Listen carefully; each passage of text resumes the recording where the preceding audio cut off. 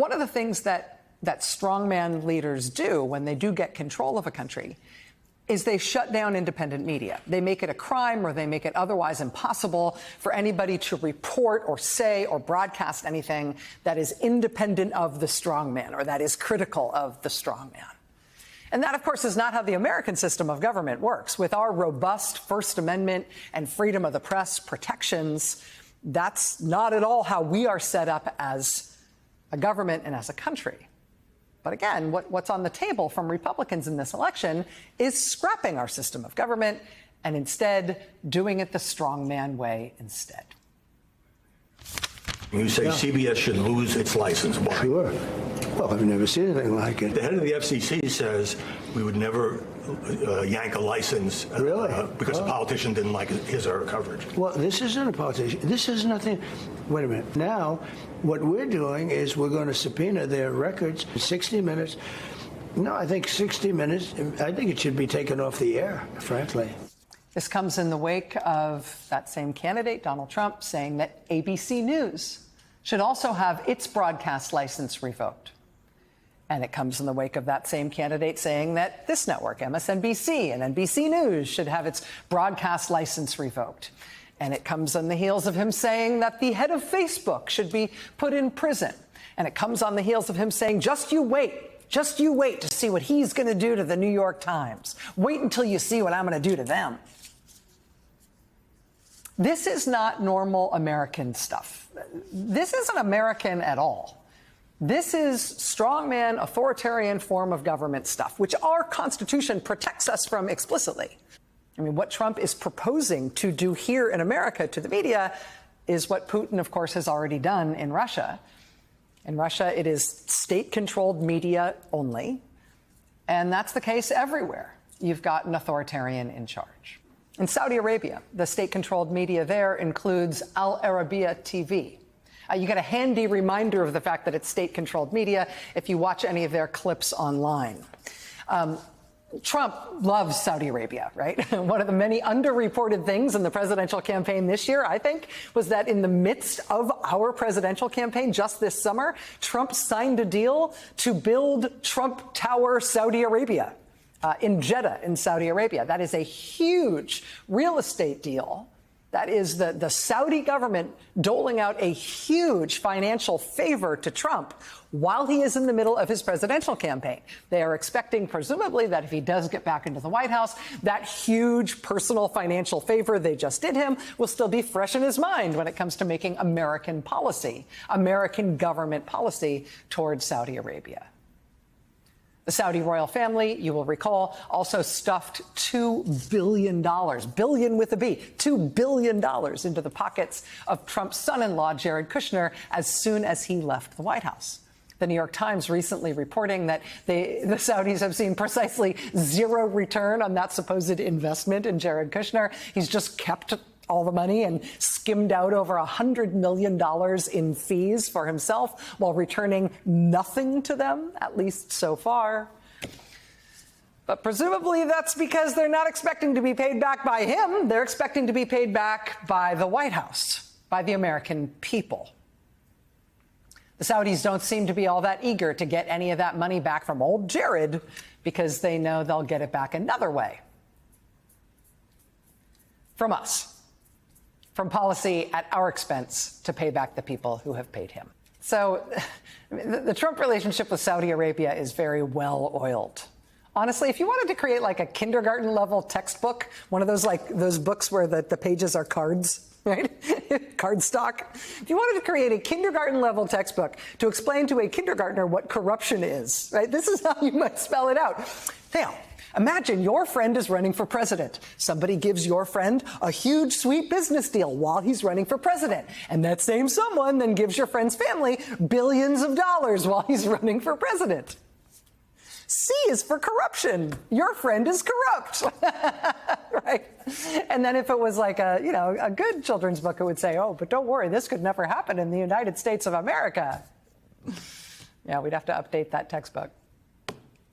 But anyway, today, Al Arabiya, Saudi state-controlled media, posted a new interview with Donald Trump. And this new interview with Donald Trump, it was just published today, it got basically zero pickup in the United States, which is kind of amazing, right? A presidential candidate interview gets zero pickup 2 weeks before Election Day. But I think the reason this interview didn't get any pickup might be because of the headline that Saudi state-controlled Al Arabiya slapped on the video when they posted it. Look at the headline they put on this. Quote, Trump says Middle East peace possible if elected. Oh, yes, that's what we're all expecting, right? Elect Donald Trump. What's going to happen? Well, for starters, you'll get peace in the Middle East. It's evaded the geniuses of many generations, but that six-dimensional chess player will be able to sort it out. Yeah. Peace in Trump will bring about peace in the Middle East if he's elected. You will be surprised to learn that that was not the actual newsworthy takeaway from that interview with Saudi state-controlled media. What is the actual newsworthy takeaway from that interview is that in that interview, Trump just flat out said that there aren't hostages being held by Hamas. He says they're all dead.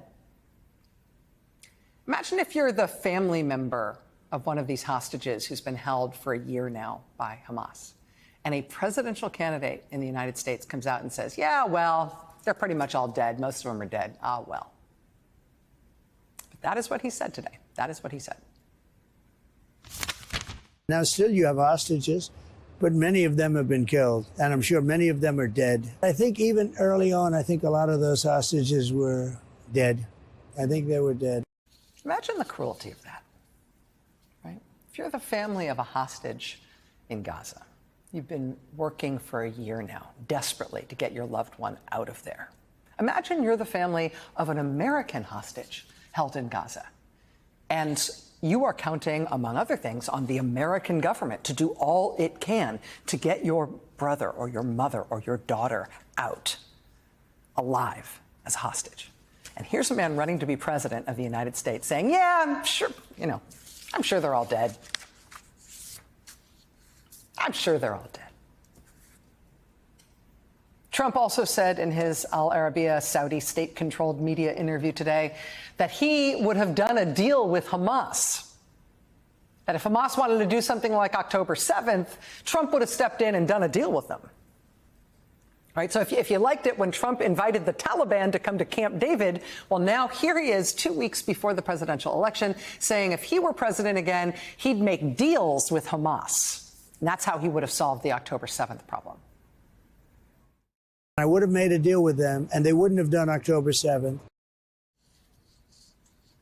You know, Michael Dukakis's presidential campaign cratered because he put on a helmet that made his head look like a little bean, made his face look short. Donald Trump pretended to work at a McDonald's this weekend while wearing this lovely ensemble. And then the next day, he said, all the hostages are dead, and I want to do a deal with Hamas. But our election's 50-50. This is our election this year. Democratic candidate Vice President Kamala Harris campaigned today in Pennsylvania and in Michigan and in Wisconsin with Republican Congresswoman Liz Cheney, who was among the highest profile cross-party endorsers and supporters of Kamala Harris. Vice President Harris was also just endorsed by Republican Susan Ford Bales. Middle name is important there. She is the daughter of former Republican President Gerald Ford and a lifelong Republican. On mainstream economic issues, which pundit world is always telling us is the bedrock of all normal election politicking. Last week, we talked about The Economist magazine going large this past week with its special report on the rip-roaring economy that the Biden-Harris administration is leaving in its wake. The Economist calling it literally the envy of the world. The U.S. economy, after this 4 years of Biden and Harris, outpacing every other major industrialized economy in the world, blowing all economic expectations out of the water on growth, on the job market, on taming inflation, on wages, on manufacturing jobs, on household wealth for average American households. On top of that, entities like the Wall Street Journal now reporting on the fairly devastating economic expectations from Trump's policies. Economists telling the Journal in overwhelming numbers that Trump's policies will be terrible for inflation, terrible for the deficit, terrible for interest rates. Today, you can add Social Security to that list. A new report from a nonpartisan fiscal watchdog group setting off the alarm that what Trump is proposing economically will destroy Social Security within 6 years. Will end Social Security within 6 years. By the end of the decade. So the Harris-Walz campaign, is doing normal things with a little more pizzazz than I'd say is usual, but normal campaigning. Touring swing states with Republicans who are telling moderates and independents and even Republicans that they should cross over and vote not for the Republican, but for the Democratic candidate this year. They've been doing campaign events with A-list celebrities like Lizzo and Usher and Stevie Wonder. And they're doing interviews with every media outlet you have ever heard of in your life. Kamala Harris's running mate, Tim Walz, sat down with the ladies of The View today. He's doing The Daily Show on Comedy Central tonight. What's Trump doing? He's telling rally audiences about the penis size of a famous golfer, announcing how he's going to shut down American news organizations. He's canceling almost all of his interviews with American news organizations. And instead is talking to Saudi Arabian state-controlled media, to whom he has just announced that he wants to do a deal with Hamas, while also telling American families waiting for the return of their loved ones who are being held hostage, that, yeah, as far as he's concerned, all those hostages are probably dead. Don't bother. This is not a normal election between two normal candidates. If you want to know how this one is going to end, this is the time for you to make a difference as to how it is going to end. This is it, now or never.